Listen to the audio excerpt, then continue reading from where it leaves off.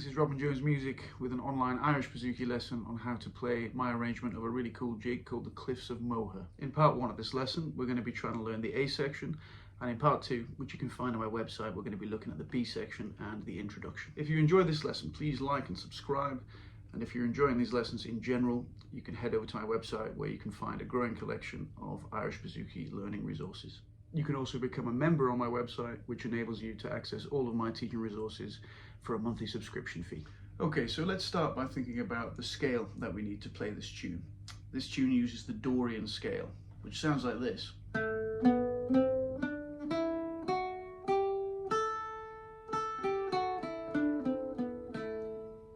So the shape I'm playing there is a D Dorian scale, but because I've got my capo on the 7th fret, it's actually turning it into an A Dorian scale. So let's get that pattern. We're going to start on open D string, then 2nd fret D with 1st finger, 3rd fret D with 2nd finger, 5th fret D with little finger usually, open A, 2nd fret A, 3rd fret A, and then top D. Okay, that's 1 octave of the D Dorian scale. Okay, so if you're not already familiar with that shape, maybe run that up and down a few times just to get used to it. Okay, there are also some extensions to that scale. If we think about what we just learned there is a 1 octave scale, right? We start on D, D, E, F, G, A, B, C, D.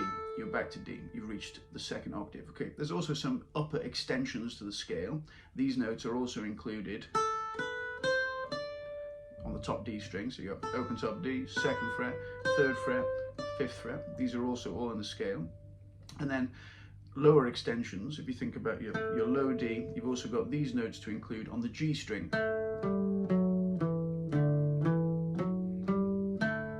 Okay, so that's 5th fret G, 4th fret G, 2nd fret G, open G is also in it, and then we come back to D. Okay, so there you've looked at your D Dorian scale in 1 octave plus extensions. So you could practice that, starting and finishing on your low D string maybe.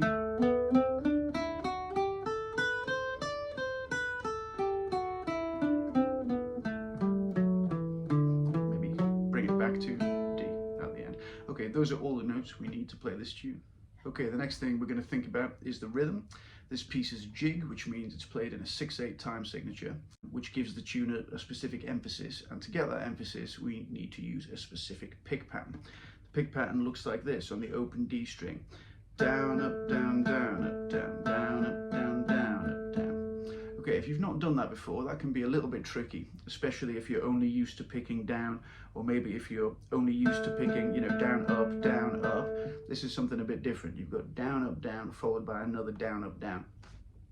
So to practice that, you could try the Dorian scale, for example. We could try maybe 2 groups of 3 on each note of that scale. So you do down, up, down, down, down. 1, 2, 3, 1, 2, 3, 1, 2, 3, 1, 2, 3, down, up, down, down, up, down.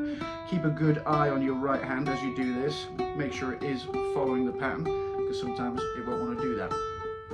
That's just to get you used to it. Try it coming down as well. 1, 2, 3, 1, 2, 1, 2, 3, 1, 2, 3, down, up, down, down, up, down, down, up, down, down, up, down, down, down, down, down, down. Okay, if you're not already quite familiar with that pick pattern and that rhythm, I would recommend checking out a video I've made on jig picking technique on the Irish Bouzouki. I'll put a link to that in the description, but yeah, that video contains a fair few different exercises which help you get really, really confident on that pick pattern. Okay, so if you're feeling good on the pick pattern and the Dorian scale, I think we're ready to jump into the tune. As we said, we're going to try and learn the A section in this part of the lesson. In the A section, we've got 4 different lines, okay? Line 1 sounds like this.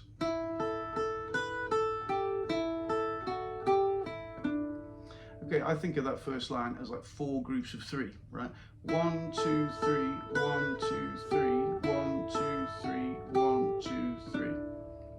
Okay, so let's take that 3 by 3. The first group of 3 is this. Okay, so that's all open strings. You've got A and then 2 top Ds. Okay, so 1, 2, 3. Okay, next group of 3 sounds like this. Okay, so that's 2nd fret top D, open top D, and then 3rd fret A. If you put those two groups of 3 together, you should have this. 1, 2, 3, 1, 2, 3. Okay, 3rd group of 3 sounds like this. Okay, so that's open A, open top D, and then 2nd fret A. And then the final group of 3 for this line sounds like this. Okay, so that's 3rd fret A, open A, 5th fret, low D. Okay, so if we put those 4 groups of 3 together, we should have this.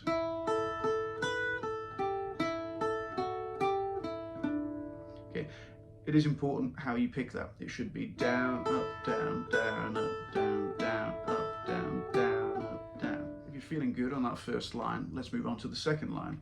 Again, I think if it's 4 groups of 3, it sounds like this.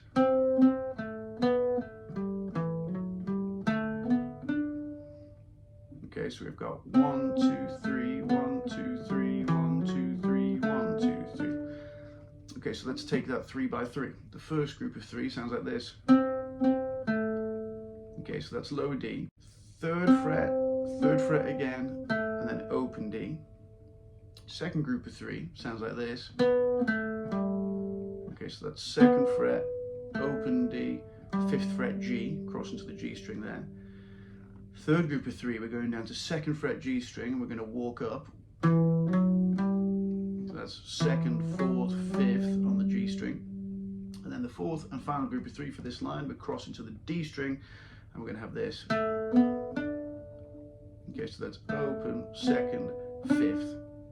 Okay, if we put those 4 groups of 3 together for the second line, they should sound like this.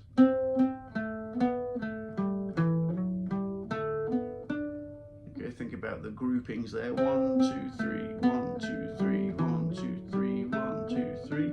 And the picking as well. Down, up, down, down, up, down, down, up, down, down, up, down. Okay, line 3 of the A section is quite nice because it's an exact copy of line 1. So you're going to play exactly the same material. 1, 2, 3, 1, 2, 3, 1, 2, 3, 1, 2, 3. Okay, so that's, you're going to play exactly what you did for line 1 there. If we put line 1, 2, and 3 together so far, we should have this.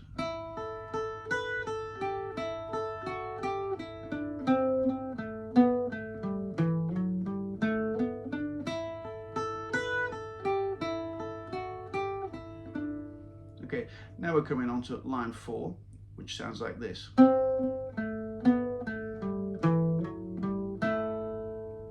Okay, so line 4, again, is very similar to line 2, but just a slightly different ending.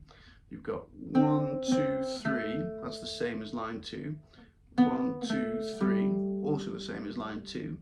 And then into this, 1, 2, 3, 1. You leave the last group of 3 just hanging on that open D string. Okay, so if you followed along so far, you've got those 4 lines, you've got the whole A section. The A section would usually be played twice. Okay, so I'm going to do that now. See if you can spot how those lines fit together. This is the full A section now. Okay, so see if you can play along with me. 1, line 2, line 3, line 4. Okay, now we repeat. Line 1, line 2, 3, and line 4. Okay, so hopefully you're feeling good on that. In part 2 of the lesson, we're going to learn the B section, but for the rest of this lesson, I thought it might be nice just to look at some ornamentation ideas for that A section. Okay, so the first thing I wanted to talk about was adding in a low D drone into line 1 and line 3. Okay, so usually line 1 starts on the A, doesn't it?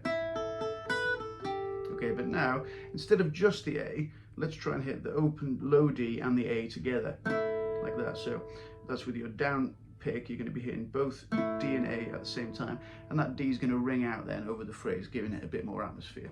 So that would come up in line 1 and line 3. It would sound like this, you know, drone.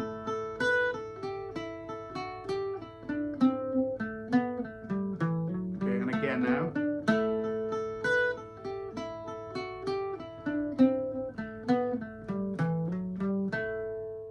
second bit of ornamentation I wanted to talk about is a hammer-on. So this is the thing that sounds like this, or okay, so there you're getting a sound of transition between two notes. So in the basic form, line 1 was this, wasn't it? Okay, but now what we're going to try and get is this. Okay, so that involves, rather than picking when our finger's on that second fret of the top D, we're going to pick it while the string is still open and then hammer that finger down to get this sound of transition. Okay, they're called hammer-ons, I think, because if you have to come down with quite some force. If you're not strong enough, the note won't survive, right? If I'm not strong enough, I'll get this. See, I didn't get a note then. So you've got to really get that first finger down quite strongly, and we can do one here, and then maybe another one here. Okay, so that second one was from 2nd fret A to 3rd fret A, and here's the second finger that's going to be doing the hammering. Okay, so those two together.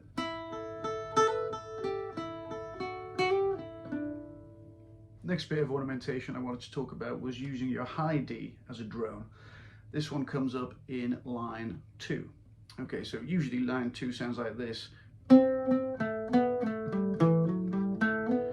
Okay, so you notice we start there on 3rd fret D. We pick it twice, don't we? Go 1, 2, 3, 1, 2, 3. Okay, what about instead of picking that 3rd fret twice, why don't we try hooking up to our open top D as like a little drone, which is then going to carry on. That's what it sounds like, right? Okay, so instead of, we're going to try and get, okay, and that top D adds just a little bit more atmosphere, a little bit more shimmering open strings to what we're already playing. Okay, the last bit of ornamentation I wanted to talk about here is one of my favorite bits of ornamentation on the bouzouki. I do this one all the time. So this would come up in line 4, which usually sounds like this. Okay, we finish on open D usually. What I'm going to suggest now is instead of finishing on just open D, we're going to try this. Okay, so there we're sliding from 5th fret G to 7th fret G. Now 7th fret G is a D note, okay, so we're still finishing on D, but obviously what we're getting there is this cool sound of sliding up on the bass string. Now when you do that slide, I think it's advisable not to just pick the G string, but to try and, make it a little bit of a strum, so you're like, okay, that's overdoing it a little bit, but you can see how it sounds nice, because obviously we're just resolving to a D chord. Try and avoid a single string, you don't necessarily want this. Sounds slightly emptier, I think. So I think you want to try and catch your D string in there, maybe even catch your A string. So remember, you're going to be picking when you're on the 5th fret of G, and then sliding up after you've picked. Okay, so on that pick on the 5th fret, you want to try and catch multiple strings there, maybe the D, maybe a bit of A as well. Okay, so if you followed along so far, you've done really well. You've got the whole A section as well as some ornamentation to bring it to life. In part 2 of the lesson, which you can get on my website, we're going to be looking at the B section, which is pretty cool, and we're going to be looking at some ornamentation for that B as well. Things like some triplets, some cross picking as well. Some cool techniques coming up in the B. You might have also noticed in the demo I played at the start, there's like a little kind of introduction. We're also going to be looking at that in part 2. Okay, so thank you very much for listening. I hope you've enjoyed this lesson. Do head over to the website where you can find part 2, as well as tabs for this tune, and you can also find a growing collection of teacher resources for other tunes as well. With that being said, good luck with this one. I'll see you next time.